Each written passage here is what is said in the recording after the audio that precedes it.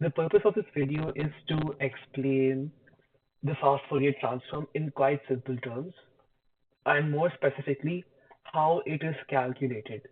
True, there are various algorithms to calculate the fast Fourier transform, but for this video, the most popular algorithm will be focused upon, which is the radix, radix to Tukey algorithm. So in this algorithm, one of the main components is that one, it is recursive in nature, and two, the array or the input has a length of 2 to the power a, where a is any constant, any integer, any positive integer, or essentially the length of the array is in powers of 2. This is because in the radix 2 algorithm, the arrays are split into even and odd terms based on the index or the positioning of the element.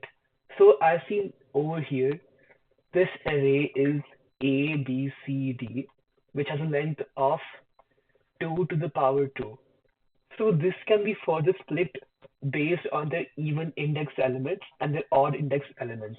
So writing on the indices over here, 0, 1, 2, 3. So this can be split into two arrays, A, C, and B and D. But this is something that I'll dive in later, because first an explanation of why this algorithm is even used in the first place is required. So as you know, the FFT, or a Fourier transform in general, sorry, it manages to convert a function from its time domain into the frequency domain. Now, this essentially means that it can break down a function into its respective sines and cosines. So this has various applications in signal analysis, and more specifically, it can be used in anything that pertains to audio, such as music, waves, etc.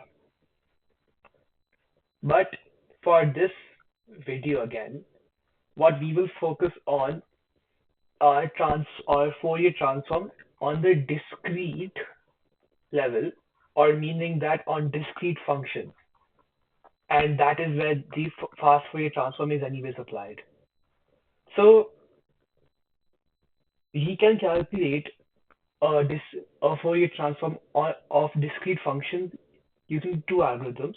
One was the FFT, that which was the radix 2 algorithm, or the DFT, which is called the discrete Fourier transform. Now, initially, the DFT was used, and it is the older algorithm, or the less evolved algorithm of the FFT. The reason for that is because this is converting the Fourier transform into a discrete and being applied just for discrete functions. So the discrete Fourier transform, or the DFT, is given by the following formula. So the DFT is, here we will define the output array by the following notation, where f hat k is equal to the summation of n minus 1, j is equal to 0, f of j e to the power negative I 2 pi j k over n. So in this is the DFT output, or the frequency output, DFT output. which is an array. This n is the number of terms, j is the index of our input array, and k is the index of our DFT output. K is the index. Now, while this formula for the DFT will provide an accurate result as the fast Fourier transform will, the reason that this formula is not used is because of the time complexity of this, which is O of n squared, meaning that the time used for processing this algorithm is proportional to n square, where n is the length of the array.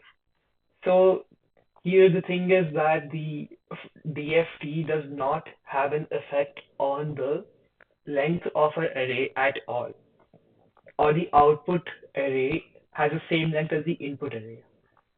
So the reason that it's n square is because of the fact that there are two indices over here, which is k and which is j.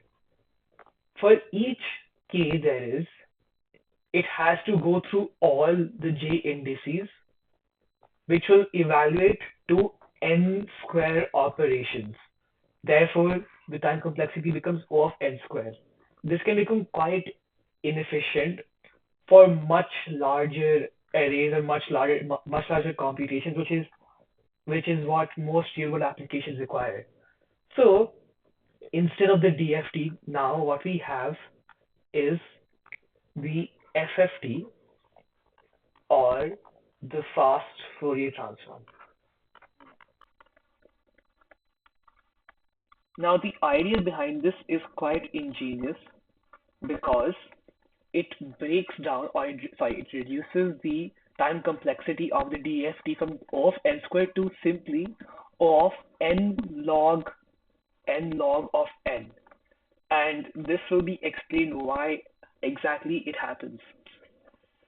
So, as I said before, the FFT is based on a divide and conquer algorithm, which is based on dividing the array into its even indexed terms and odd indexed terms, and this process occurs recursively until there are multiple arrays left of length 2 to the power 1. So let's look at the derivation of the fast Fourier transform now.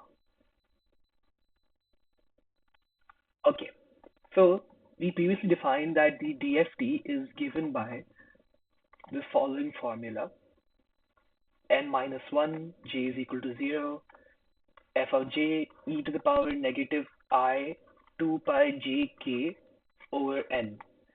So we can divide this into its even and odd index terms. So I can again write that the f of k, f hat of k is equal to two summations, which is n by 2 minus 1, where j is also equal to 0, f of 2j e to the power negative I 4 pi jk over n, plus same thing again over here, n by 2 minus 1 summation j is equal to 0, but instead the index over here is 2j, and therefore this 2j was plugged into this j over here to give 4j over here. In the same way, but this denotes an even index, and this will denote an odd index for us. So this will be f of 2j plus 1 times e to the power negative I 2 pi k over n, and now I'm going to multiply the 2j plus 1 separately. And I will tell you why later on in the next step over here. So, what this allows us to do is obtain something called the twiddle factor, which will also be explained a bit later on. So, as you can see, f hat of k is equal to n minus 1 by n by 2 minus 1, where j is equal to 0. F of 2j omega n 2kj. Now, this over here is called the twiddle factor. And it's important to know that this twiddle factor is defined by uh, def this twiddle factor is defined by the following formula: W omega, omega n to the power k is equal to e to the power negative 2 pi I k over n. And this is just a replacement for that. And I will select this, oh, sorry, and I will rewrite the definition of the twiddle factor over here. Oh, omega n to the power k is equal to e to the power negative 2 pi I k over n. So, as we can see over here, let me rewrite this for clarity. Uh, the e to the power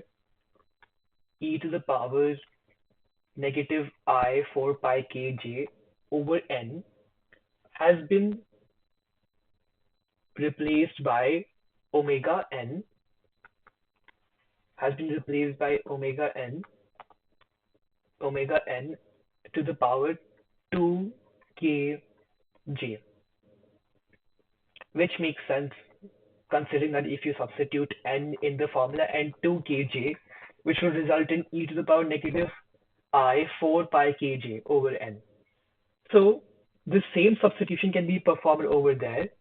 Here, j is equal to 0, n by 2 minus 1, f of 2j plus 1, e to the power, oh sorry, not e to the power, omega of n times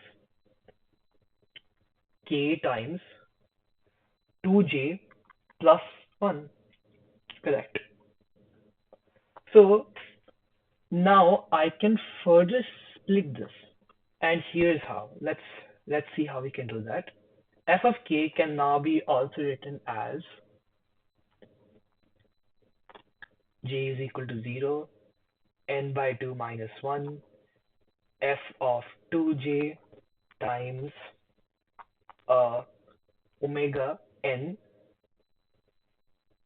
squared, omega n to the power 2. And now I can still write this as to the power kj plus n minus 1, summation n minus 1, j is equal to 0, f of 2j plus 1. And now here's what I can now again write this as omega n squared kj. Now what about this plus 1 term? Now this plus 1 term can be multiplied outside with the twiddle factor that we defined previously. And that's it. This is the simplification that is used. So I can now further simplify this and say that since we previously defined our twiddle factor as the formula seen over here, omega n of 2 is equal to e to the power negative 2 pi I, oh, sorry, I upon n into 2, which is which can now be written as e to the power negative 2 pi I upon n by 2. And if you realize that this means that I can now rewrite this as a new total factor called omega n by 2 to the power 1, or we can simply omit that.